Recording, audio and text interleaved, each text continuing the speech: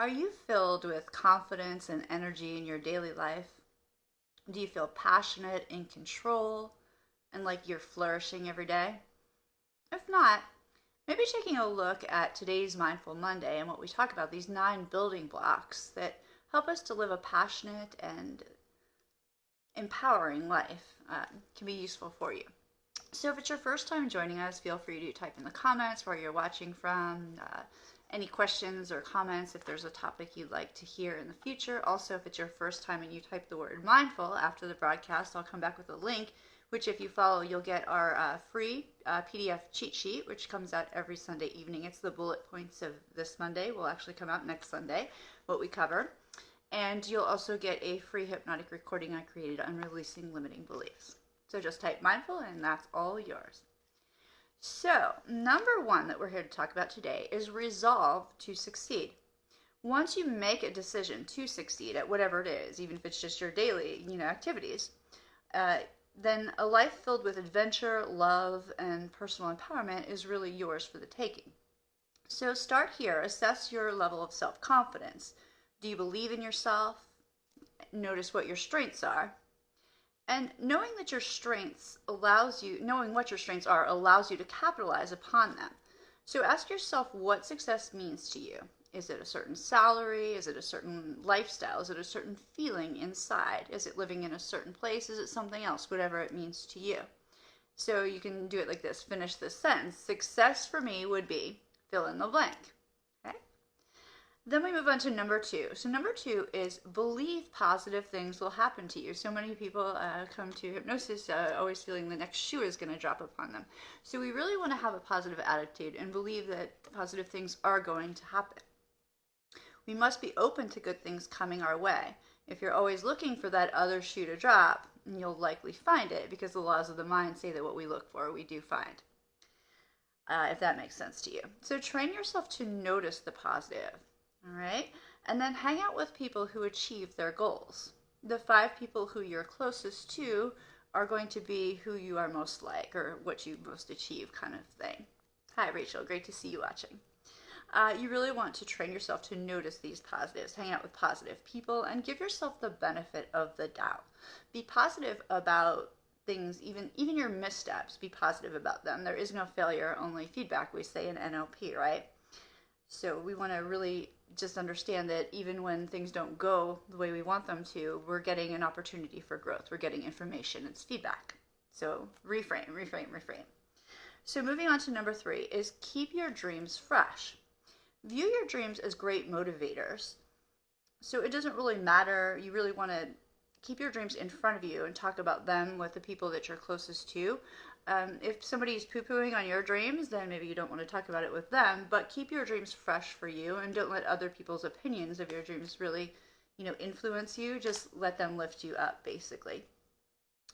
You can also create a vision board for yourself and keep it in a place where if it's I like the old-fashioned, the physical ones, so where I see it every day, but some people do them online now too, so that's always available to you. So it's nice because even, especially the physical ones, even though you're not necessarily consciously observing the things and taking them in, your subconscious mind sees them and is reminded of your dreams every day. So I really do love that. Talk about your dreams with your closest friends, definitely, and your family, because keeping the dreams in the forefront of your mind, it's not really about what the other people think, but keeping it in the front of your mind by talking about it really helps you. So that's why I say talk about it, but make sure you're talking about it with people that you're comfortable with. And number 4 is change your mind to change your life, right? So we kind of are what we think so many times. So if you do find yourself in a position or heading in a different direction than you really kind of want to, it happens to all of us. Sometimes we just go off track or something. Then remember that you have the power to change your path. And you can start here. Just acknowledge where you are. There's no need to be mean to yourself or anything like that. Just be okay, so this is where we are. And then weigh all the pros and cons regarding making a change, making that shift, kind of the road to the left, the road to the right kind of thing. So weigh the pros and cons. And then should you decide to move back towards the change or back towards where you wanted to go, institute it immediately. Because if you've made the decision, then start now. You don't have to make a major change, but you can start really small. Just start one thing because you're putting that into the forefront of your mind as well. And then just tweak things as necessary. So no need to take on the world in one day, but just start immediately, because if you're not starting immediately, it means you might go back and kind of doubt yourself, kind of thing, if that makes sense. Now, number 5 is take action, and that means go after what you want. So know that you deserve to have the life you want. We're all innately born to be happy, to be free, to have the things that we want. That's just the way that we were meant to be. So refuse to let discouraging thoughts stop you from achieving your goals. Think things through and just problem solve. And so it's kind of, when you have a problem, it is an opportunity for growth, but if you can kind of think of it as if you were a child and it was a puzzle, we like get creative. So that kind of helps me a lot. So if you feel overwhelmed, then in NLP, we say chunk things down. So just take smaller and smaller pieces of the issue at hand. And complete the very first step towards your dream now, just like before we said. It's fine to take the baby steps, just start now. Because tomorrow actually never comes when we speak in the mind of the subconscious mind. The future is never. The subconscious mind is always right here, right now. And so do your research along the way and ask for support from those around you when you need it. You can even consider, if you're, juggling a lot of things, offering trades with, different practitioners or something like that to get some support, kind of thing. Next one is be willing to work hard. And you also want to be creating a step-by-step process for achieving the life you desire, I should say that. But you want to be willing to work hard. So this doesn't mean that you have to have the attitude that nothing's going to come to you if you don't work hard. It just means you have to be willing to work hard and let things come to you. Right?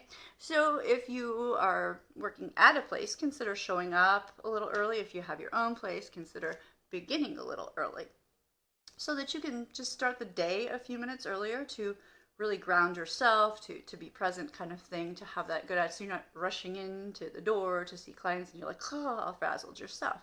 Get adequate sleep every night, the basics there. Have a mindful and open or kind of curious attitude towards even the not so exciting parts of the day or your work or whatever, because just having that playful child's kind of mind really can make a game out of anything, right? And it makes life fun, basically.